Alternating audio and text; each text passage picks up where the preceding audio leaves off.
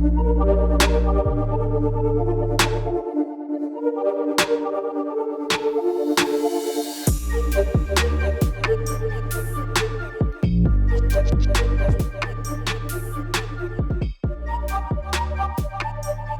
everybody, welcome to the Centbee Show. I'm your host Lorien Gamaroff and my co-host is Kage, Ntshingila. Kage, welcome to the show. Welcome, Mr. G. How are you doing? I'm great, feeling good, back in the Centbee studios, here to talk about Centbee and Bitcoin and everything around that sort of thing. So happy to be here. Yeah, our favorite part of the week. And speaking about our favorite mobile app, mobile money wallet, and we're going to be touching a bit more on that on our peer-to-peer payments through Centbee, and we're also going to be lining up, one of the most important cases in the history of the crypto space, if I may say. Yeah, so it's just going to be one of those shows that you don't want to miss, guys. So remember just to also link up your friends if they haven't subscribed. Just show some love, you know the drill. Yo, Mr. G, mobile money is growing in terms of adoption, especially in Africa. And what I've realized is that a lot of young people are now into that space of sending each other money, buying digital goods and stuff like that. But I haven't really came across a product that matches the Centbee standard of peer-to-peer payments. Right. Well, I mean, one of the most important things about Centbee is that it leverages Bitcoin SV, which is, as we always say, the original Bitcoin protocol. Yeah. And when Satoshi Nakamoto invented Bitcoin, his most important thing about it was that it was low-cost digital cash. Yeah. And this is something we've been stuck on for a number of years now, is trying to bring about Satoshi's vision of peer-to-peer electronic cash system. And I think that we've embodied that within Centbee.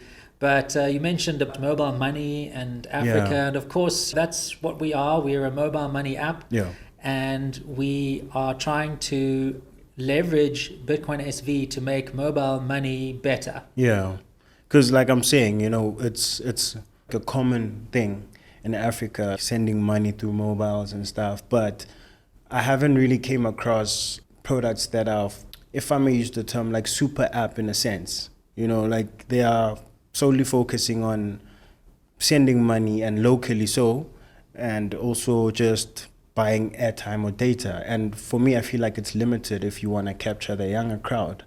So Centbee has become for me like the epitome of a super app, basically. Yeah, you're right. I mean, when we look at the mobile money apps in Africa, they sort of are kind of limited in what they can do. When I look at Centbee and I look at other mobile money apps out there, specifically WeChat, WeChat is the definition, I would say, of a super app.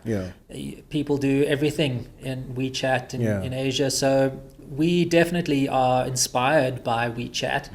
That's, of course, why we have chat inside Centbee. And we would love to be able to eventually incorporate all sorts of elements that WeChat has. And so that's going to be our goal, is to try and make Centbee really just an indispensable part of a person's life. And we have a secret sauce, of course. We are not limited by a country where we have payments only supported in a particular country. By using Bitcoin SV, it means that Centbee is inherently global. And when it comes to P2P payments or sending money from one person to another, you can't really beat Bitcoin SV. It's low cost, it's speed, it's fast.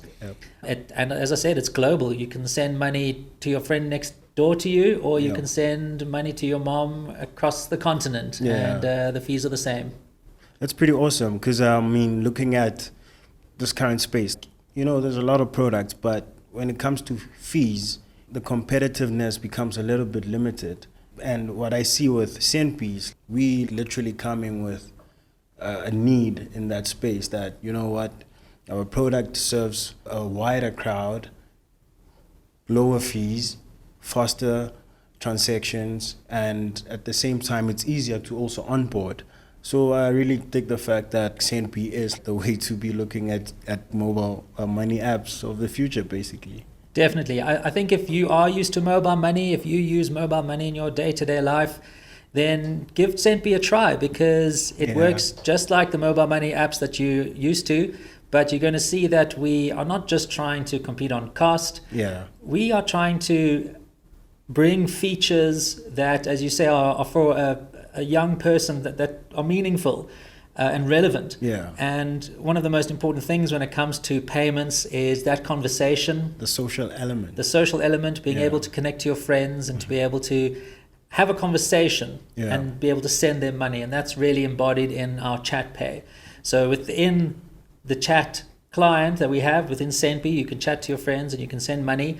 So it's a really great way to receive money. But also, you know, if you are a hustler, if you are receiving payments for work that you've done, then of course Centbee is just perfect for that as well, because transactions are instant. As soon as you get paid on Centbee, you can go and spend that money. You can either send it to somebody else or you can go buy something in our shop. Yeah.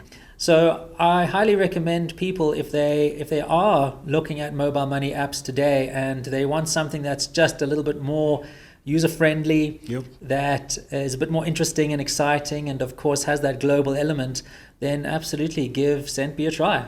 I fully agree. Especially I see that in the use case of guys who do maybe remote work and stuff, and you can try to accept BSV as a form of payment. Yes, exactly. If you receive payment on Centbee, you're not trapped inside Centbee. You can go and take that cash, you can go and transfer it into a bank account or a mobile money account, or even withdraw it from an ATM. So if you want to have a mobile money app that is global in nature, that really leverages the strengths of Bitcoin, then I highly recommend it. And I'm sure you're going to love it. So give it a try, everybody. You heard it, guys. I mean, come on. We've been repeating this and we're going to keep on doing so. Check out the Centbee app on the stores. Always remember that there's features and updates that we're trying to incorporate just to make the wallet more cooler than it is, you know. So always make sure that you check out the updates. And if you don't have Centbee by now, step out of the rock you're living under, man. It's time for mobile money, and Centbee is the only way you're going to get the true experience of that. Remember to comment, subscribe, show some love. You know the drill by now. Thanks for that, Mr. G. I mean, at this point, we've established that Centbee is the only way for me, you know, to experience mobile money on fire, you know. And if you guys haven't checked it out, you're missing out. So I suggest that you do check it out on the stores. Show some love, some comments. Oh yeah, and also just remember that we have an open door policy, and this is a people's product. So your feedback is very much valued here. So yeah, remember to drop us some comments or send us whatever suggestions you have via support@centbee.com. Cool. Sure, Mr. G. Now we're stepping into our second segment, and this is for me like one of the most, you know, long-awaited reveals of this crypto space, of who is the real Satoshi, you know, with this copper court case going on. So, Mr. G, could you try to clarify, because it's really confusing, you know? Yeah, I think the question is, will the real Satoshi please stand up? Yeah. You know, that what's pretty interesting and exciting right now is that in a few days' time, there's going to be a big court case. It involves Craig Wright, of course, who we think is Satoshi Nakamoto. Yeah. And it also involves an alliance of businesses that are all collaborating together, because what they feel is that Craig Wright has become a threat to them.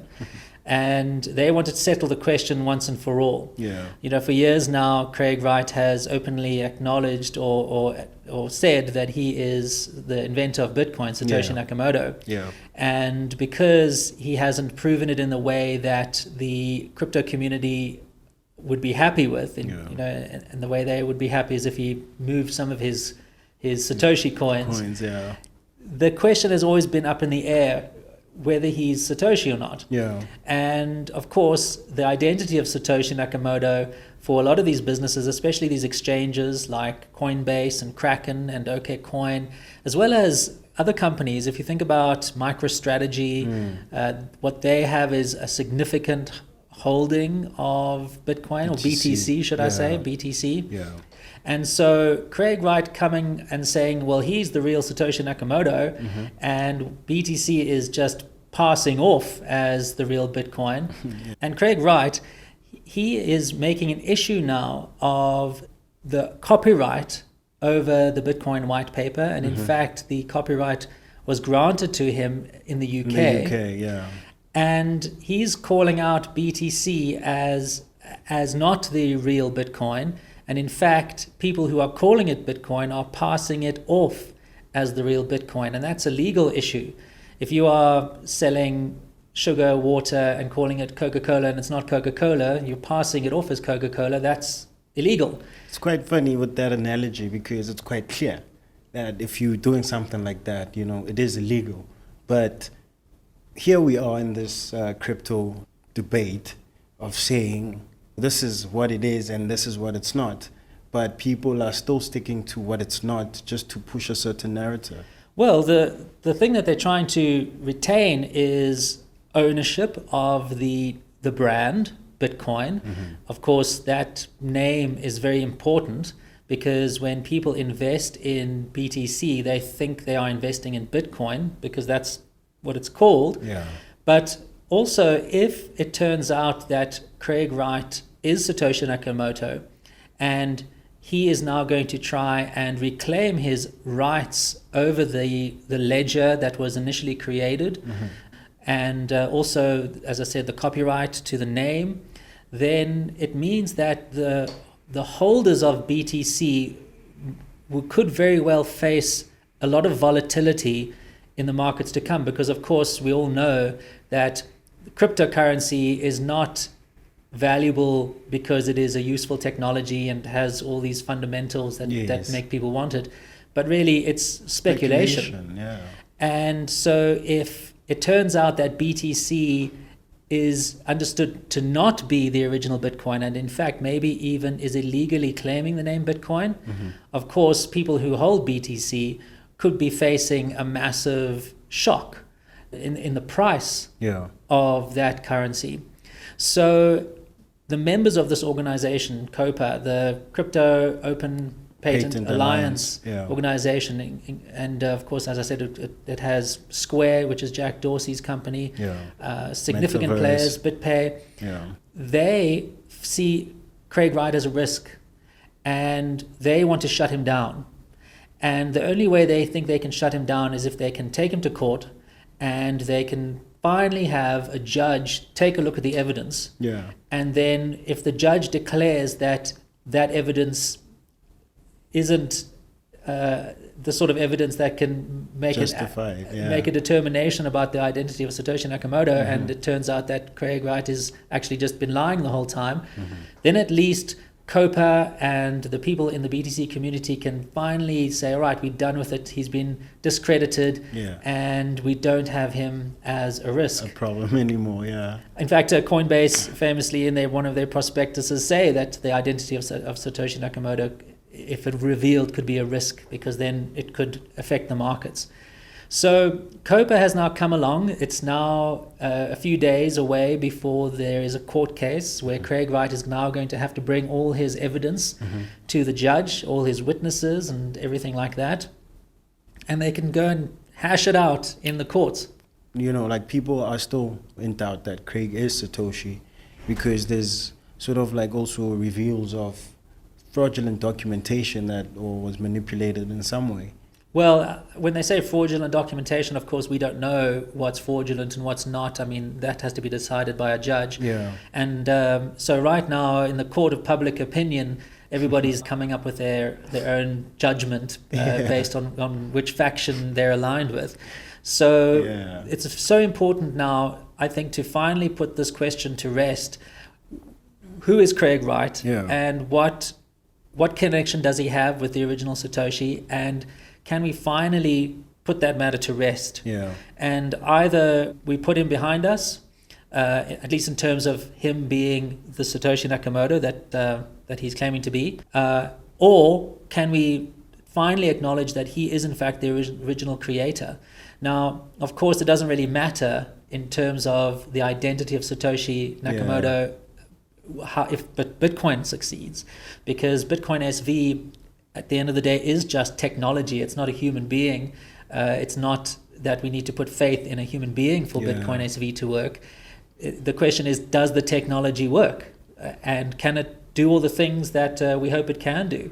And so even if it were the case that Craig Wright would be declared a fraud and a fake Toshi, it makes no difference to Bitcoin SV, of course. Yeah. But actually, the reality is that Craig Wright, in the virtue of his own experience and his own knowledge that he has around Bitcoin, he has a wealth of understanding around Bitcoin. And of course, through Nchain now has a massive patent portfolio, which is why COPA exists, is because they believe that the patents that Craig Wright holds are detrimental to the growth and development of Bitcoin. And that's, of course, the mandate for COPA, is to try and free up those patents. That's quite crazy, because the way they're pushing this narrative, you'd swear like they are for what Bitcoin really is.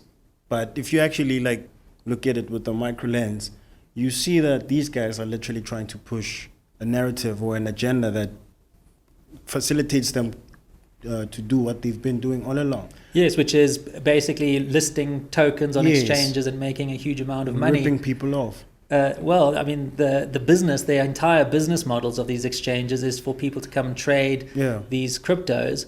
And of course, if there was a shock to the system and all the traders who are holding BTC suddenly find that BTC is now worth a lot less, of course, the people who've been recommending BTC ownership and trying to sell it to investors and calling it investment. And also, of course, we've got the ETFs now. Yes. And so if there is, as I say, a shock to the system and Craig Wright turns out to be Satoshi and that has a negative effect on the price of BTC, then there's going to be a lot of questions that are going to be asked of these people who've been pushing that whole narrative, as you say. But really the idea of COPA and this trial is that COPA wants to make sure that patents are not there to restrict the development and innovation on Bitcoin. That's their mandate. It's to try and free up those patents and make them available to everybody, because what they think is that that's going to be for the greater good. Yeah. But if you look at it, I think that's sort of like a mask that they're putting on. Because if we still look at what's really happening, they're trying to protect the whole speculative nature of their businesses. But they're not really trying to protect the technology. Because if we were to dumb it down to the tech, none of the existing crypto creations come close to what Bitcoin SV really is. Yes, well, of course, the people are in this organization and others in this alliance, should I say, many of them do have that sense that Bitcoin is a public good.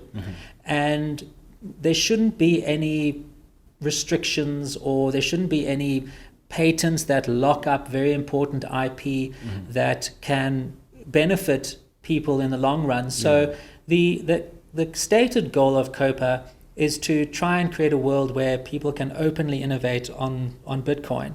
And so that's their stated goal. But of course, the fact that they are really going after Craig Wright means that they are trying to protect interests, and it doesn't seem the interests are aligned with this sort of magnanimous sense of making IP available to innovators to build out Bitcoin. It just seems that they're trying to protect their bags at the end of the day. That's what it is. Because that's how I see it. Because like I was saying, if we were to take it to the technology, even Craig himself is not attached to him being acknowledged in that sense of you are Satoshi, but he wants BSV to be acknowledged for what it really is from its invention. Yes, now this is a very interesting thing that has happened, is that Craig Wright has in fact offered a settlement. Just prior to the case taking place, the trial taking place, he wants to avoid all that because of course it involves a lot of expense and a lot of time, and really all he wants to do is just focus on Bitcoin and improve it and build IP around it. And now, sorry, Mr. G, like it now also becomes a personal attack to him, and he's human at the end of the day, and you know, a person can only take so much beating, especially regarding something that you have created from scratch, and then you are being overlooked over that, and then a certain narrative is now being created. There's just all these evil forces basically that are just against him. So that's why his fight back to that is literally saying we focus on the technology, and the technology stands for what the world really stands for, and it has nothing to do with me. So yeah, Mr. G, I mean, you know, like in the tech space, patents are important, but do you somehow see them as a form of restriction in terms of innovation? Well, that's what COPA is saying, is that if there are patents on Bitcoin that mean that important innovations now cannot be used by entrepreneurs or innovators unless they pay some kind of license fee or royalty or are restricted outright, they think that those patents will then limit the progress of Bitcoin. But just generally speaking, when it comes to patents, there is a sort of misunderstanding around patents, and also maybe an extreme view when it comes to patents, that people look at patents as something that limits innovation and restricts innovation. In some form, because hence I'm posing that question. It's like the way these guys are trying to protect all these patents, like you'd swear like they are vouching for, you know, an open source system where innovation is vast in terms of, you know, the patents being open source, anyone can use them. Yes. You know, but does it really restrict? Well, of course, to use the specific innovation or IP in the patent, yes, there is a restriction there. But this is the thing about patents, is that interestingly or ironically, patents actually stimulate innovation. Because if there is intellectual property that is useful, then, and it cannot be freely used, then what do humans do? They innovate around that. They come up with new ideas or new solutions. And so patents not only protect the intellectual property of the inventors, which is a very important thing. I mean, we all understand physical property, but of course intellectual property is as real. You know, if you've worked on something, you own that and it's yours. But when it comes to limiting innovation, well, if I can't use your patent, then I'm going to go and invent a new way of doing something that I want done. I'm going to have to find a way around it. I'm going to have to come up with a new novel idea. And very often patents actually force others to come up with even better ideas. And the original patent then falls away as being obsolete. That's true. Because, I mean, if you look at human history, that's always been the grid of innovation. You know, like, and one idea sort of like inspires the next, you know. So, yeah, it's quite clear that patents are sort of like a way of protecting, you know, the intellectual property of one, but at the same time, they are not limiting the expansion of innovation overall. Absolutely. I mean, the whole history of humankind has been one of innovation, and the patents, the intellectual property that one person creates will just mean that now there's going to be somebody else creating something else of that. So, I mean, I believe that having an open patent alliance is, I mean, of course, it's virtuous in some respects, but the fact that what COPA is trying to now do is stop Craig Wright from forcing his patents onto their blockchains, I mean, that just seems like an endeavor that will fail ultimately. But of course, a greater problem for them is his identity. And if it comes out that he is Satoshi Nakamoto, of course, that's going to have a massive effect on the market as a whole. And so they are now trying to basically shut him down. So cool. Ms. G, I hear you spoke about Satoshi's patents. By patents, do you mean like patents that he personally owns? Yes, well, he, of course, has been the author of thousands of patents. 1,000 have been granted, and there's another a few thousand that are pending. Yeah. And so those are owned by N-Chain. And N-Chain, of course, is one of the world's largest holders of patents, the largest numbers of patents. And so those are the patents that COPA really are, of course, not wanting Craig to be able to enforce, because they think that, and because there's a lot of useful stuff there. Yeah, I can imagine. Involving all sorts of industries. Yeah. I mean, Internet of Things, security, central bank digital currencies. Yeah. So there's a lot of very innovative intellectual property that Craig Wright now has either a patent for or a patent pending. And so COPA is quite keen that those aren't enforced. I find it a bit hilarious because I'm sure like this won't last in terms of the narrative that they're trying to push. I mean, for the fact that till today, BSV has surpassed most of these cryptos. If we look at the technology behind it, there's proof that BSV is the only original Bitcoin. I mean, we can track it back, Mr. G, from the forks and everything. BSV has remained what it was stated to be in the white paper. So yeah, guys, remember, if you want to experience the power of BSV, check out the Centbee app. If you don't, I suggest you download it now. We'll wait for you. Go to the stores, download the app. Remember to also show some love. You know the drill by now. So yeah, Mr. G, I mean, this is huge also for Craig. And what about the settlement that he put out? Yeah, so I touched on it earlier. Now, of course, the trial starts in a few days, and Craig actually offered a settlement to COPA prior to the case, the trial being heard, because he doesn't want to go through with all the expense and all the time that it's going to take to now resolve all this stuff. And also, he isn't interested in whether or not people believe he is Satoshi. So what he offered in a settlement is that he has said, look, I'm willing to end this all now. Yeah. Let's take a settlement. I am willing to say you guys can continue with your versions of Bitcoin, and let's just compete. We can go ahead and compete.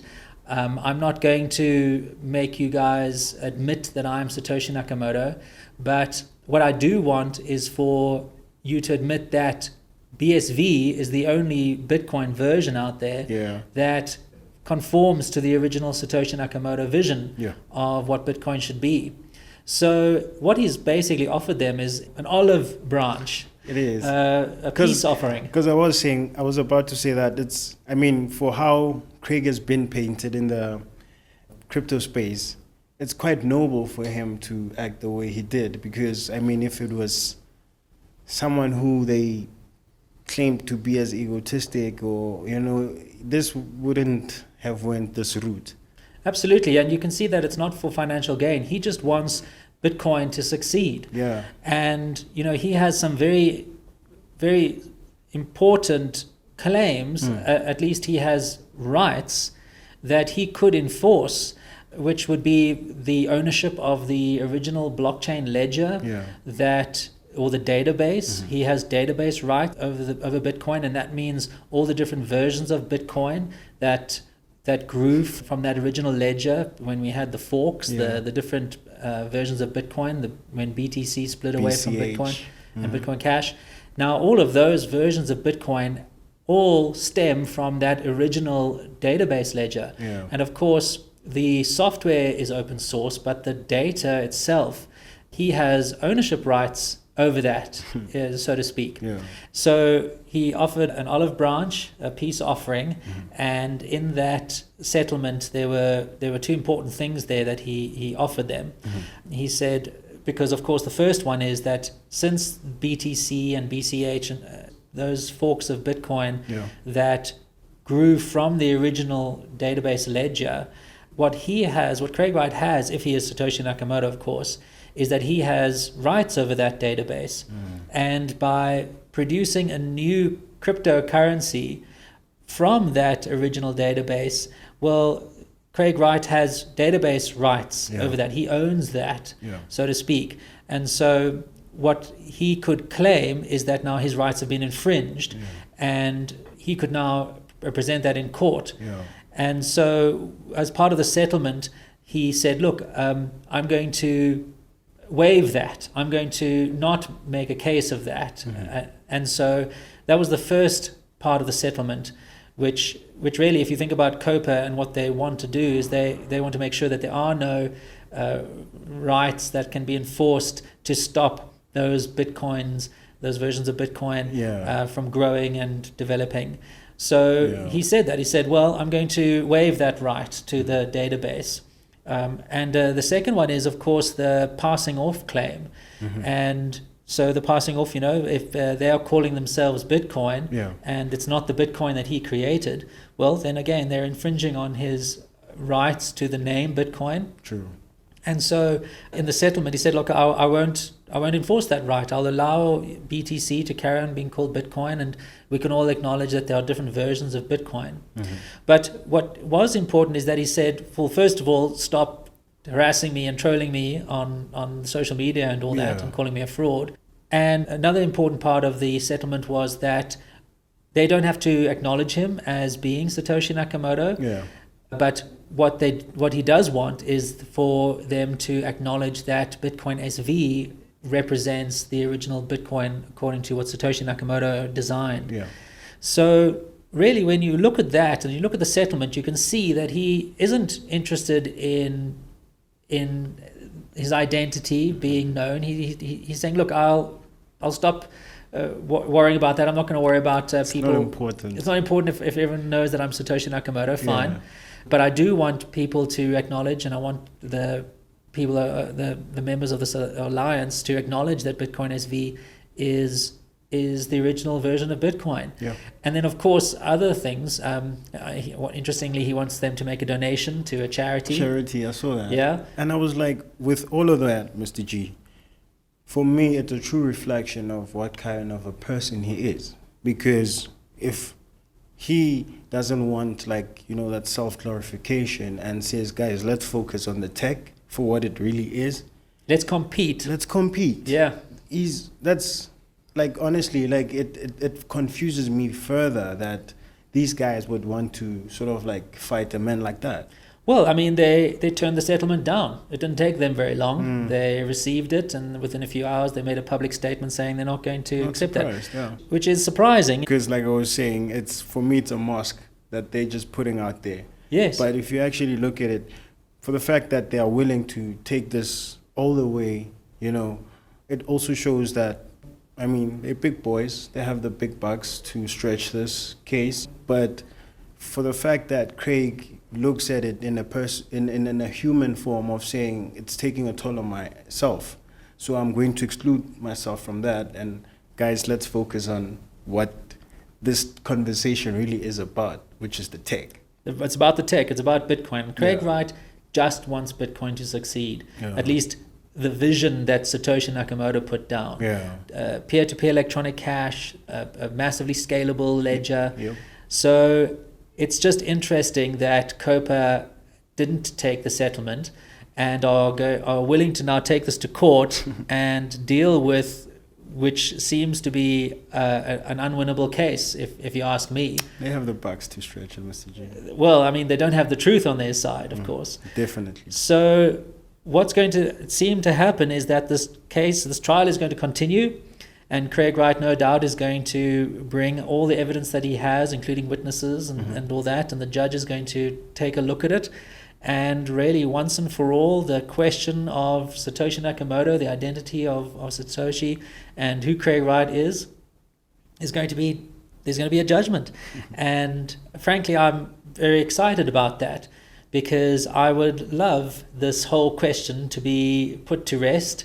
For real, hey, it's been long overdue. It's been long overdue. I think the unfortunate thing about it is that crypto was allowed to grow, and this whole speculative environment where people are just now looking at it as a way to make money, to invest in these things and to flip currencies. That was never the intention of Bitcoin.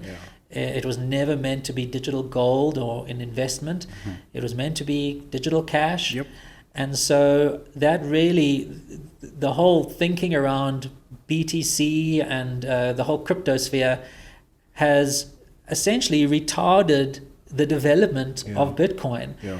And people in crypto don't realize that they are their own worst enemy. Of course, there's a lot of well-intentioned people out there who do believe that BTC is an important new form of sound money or sound investment, and they believe that it is going to have a positive effect on the world, and they are all in on this whole idea. And so they have lost the original intention of what this was meant to be. And now it's about wealth and wealth preservation, and not about creating an infrastructure based on a technology that can be something that cannot be fraud. It can greatly reduce the costs of transactions for people who need there to be low-cost digital payments. So there is just a unfortunate situation now where we have crypto versus Bitcoin. I think that's what this trial is about. It's about, do we want a world of crypto, or do we want Satoshi's vision, which is low-cost digital payments on a network where you cannot commit fraud, and it brings so much benefit to people. So anyway, we're going to see how this pans out. I hope that it doesn't take too long, and I hope that I hope that eventually we can move on from this, and we can focus on what's important. And for us, it's to develop the world's coolest mobile money app. Definitely. That can change the people's lives, the people who are most needy out there in the world. And we can move into a better future. Come on, guys. You got to check out the Centbee app. Explore how super powerful BSV is. I mean, this is literally mobile money on fire. So check it out on the stores and explore the shopping catalog with over 1,000 products you can select from. All you have to do is just select your country where you're at, and then you'll just see a long list of all the opportunities for you to explore. So remember to check it out on the stores. Remember to also comment and subscribe. You know the drill by now. Cool. Thanks for that, Mr. G. For me, it's always exciting when we actually tap into the industry news, because it clarifies a lot of mist that's been put out there deliberately to sway the people away from the truth, and if we take it back, Satoshi's vision, it's clearly stated in the white paper. And it's pure. It's pure. It doesn't involve making people greedy or unrealistic in their expectations, that maybe this can be a pathway to instant riches. It's pure and simple. And also, it's not crypto, which is that idea of encryption and hiddenness and anonymity. It's none of that. The most important thing about Satoshi's vision is that it was out in the open, and it was transparent, and so you can't hide. You can't commit fraud. It's something that eliminates fraud. It eliminates badness in the world. At least that's how I think of it. For real, because like I'm saying, it's been stated from inception in the white paper, and all Craig was pushing is honesty, and especially in also the current financial system that exists, we know there's a lot of illegal activities that are happening. So for someone to foresee a future that is transparent and honest in that nature, and considering, a mere man in the street who wants to send money or spend his money, micropayments or buy stuff anyhow, for me, there's only one Bitcoin, and that's BSV. I've said it from the beginning, and there's only one vision, and that's Satoshi's. The only vision, Mr. G, that we support. Whether it's Craig Wright or not. Whether it's him or not, we support Satoshi's vision. Yes. Guys, remember, the worst place you could ever have your BSV is on an exchange. So download the Centbee app. If you have your cash on an exchange, I suggest you throw it into your Centbee app. Well, what?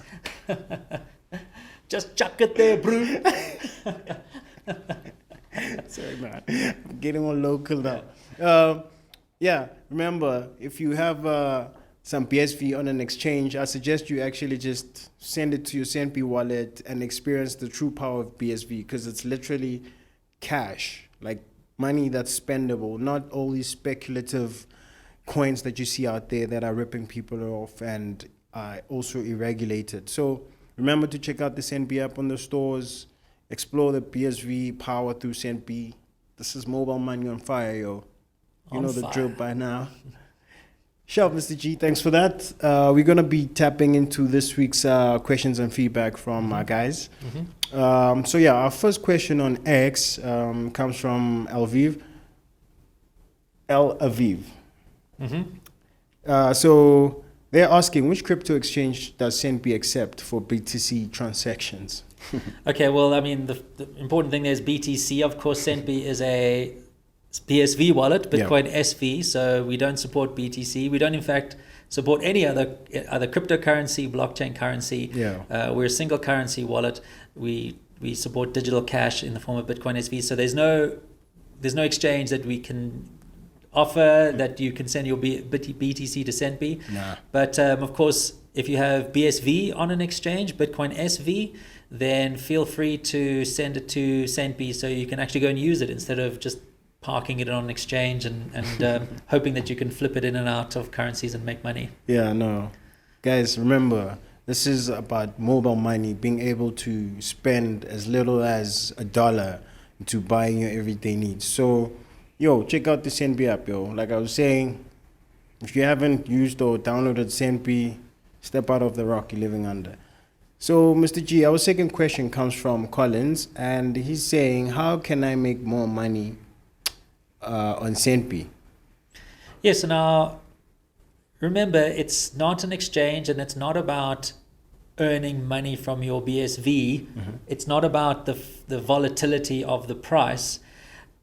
BSV is not a speculative asset. If you want to make money with Centbee, you're going to have to go out and earn it. Hustle. You're going to have to get a job or provide a service or create a product that you can receive a payment for in BSV. So Centbee is not a way to make money. The way you make money is how people have been making money forever, which is go do something for somebody and get paid in BSV. So the cool thing is if you do get paid in BSV, you're going to receive the money instantly, and then you can go and spend it either on in the retailers that we have in the store, the shop, Centbee shop, or you can go and send it to somebody, make a payment to somebody. So Centbee is not about making money.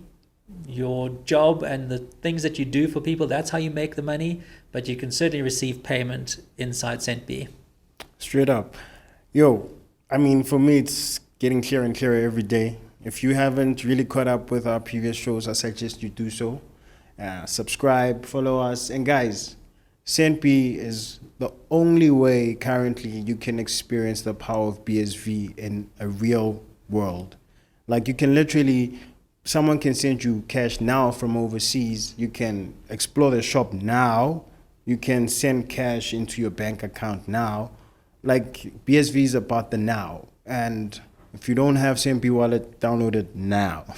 Also, just important to note is that if you do receive payment in BSV, you can just go, for the countries that we support, of course, you can then go and send it to your bank account or your mobile money account, or you can send it to an ATM for cash collection. So if you do get paid in Centbee, you're not tied into the Centbee ecosystem.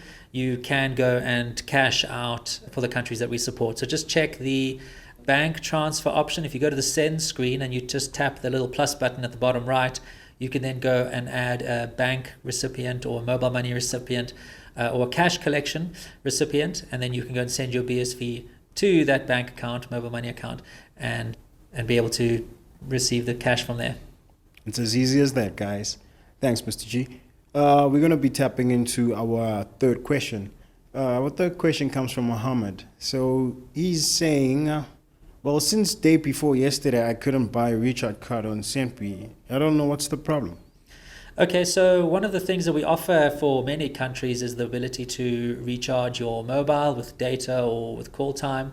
And for those sorts of products, sometimes we find that the operators go offline temporarily. And so your transaction might fail, in which case you would receive a refund. So what I encourage you to do is maybe just wait a few minutes or an hour or so if your transaction does fail, and then try again. Yep. But if it fails repeatedly, then please reach out to us at support@centbee.com.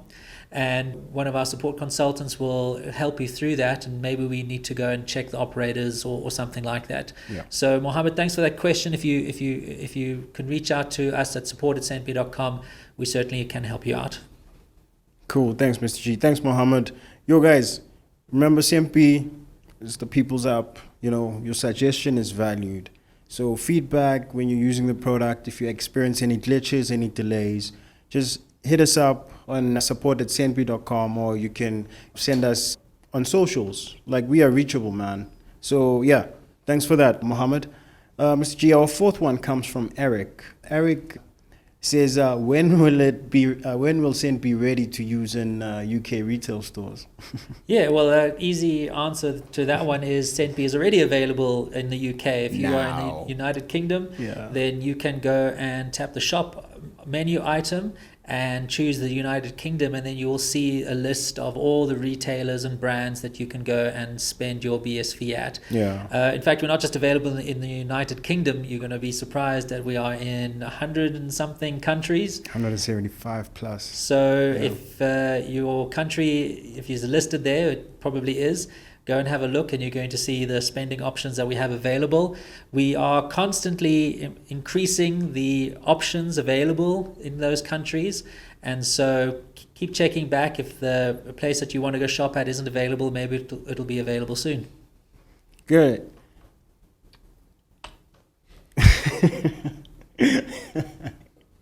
That was a brain glitch, yo. Thanks for that, Mr. G. I mean, this is a feature that's been there quite for a while now, So yeah, Eric, if you just explore your shop your shop, just select your country. You'll see all the available categories there, products and brands that are available there. Because remember, like we're saying, Centbee is your mobile money wallet that helps you to spend on your daily needs. So this is not out of touch with the reality of you having to buy the stuff that you need. But it's really in touch with that. Like, you can get paid now to Centbee and buy stuff that you need now. So if you don't have Centbee, download it now. You know the drill by now. Mr. G, now we're going to be stepping into this week's highlights. And we have highlights from two of our favorite ladies. One comes from Cassandra. She says, Centbee is always amazing. Always. Always amazing. Thanks, Cassandra. You're always amazing. Yeah, thanks for the love. Because like I was saying, for me, the keyword is always, because that means she's always using Centbee. Absolutely. That's what it's for. It's for your daily needs. Yeah. Thanks, Cassandra. So our second one comes from Samantha, and she says, take advantage of Centbee to enhance your financial experience and make a lasting impression. Absolutely. If you want to be cool and you want to be hip and you want to be up to date with the latest trends in mobile money, global digital cash, get Centbee. Yo. Straight up, yo. Yo, guys, I'll repeat this, and I don't care if you get tired of me repeating this. I'll keep on saying it. Always check out if there's the latest version on the App Store. If you have the Centbee app, just make sure you're on the latest version. If you don't have the Centbee app, dude, there's something wrong, hey? Like, you need to be downloading and get plugged, because there's a lot of products you could be exploring there. You could be also connecting your friends, because remember, Centbee is more of a social mobile money app.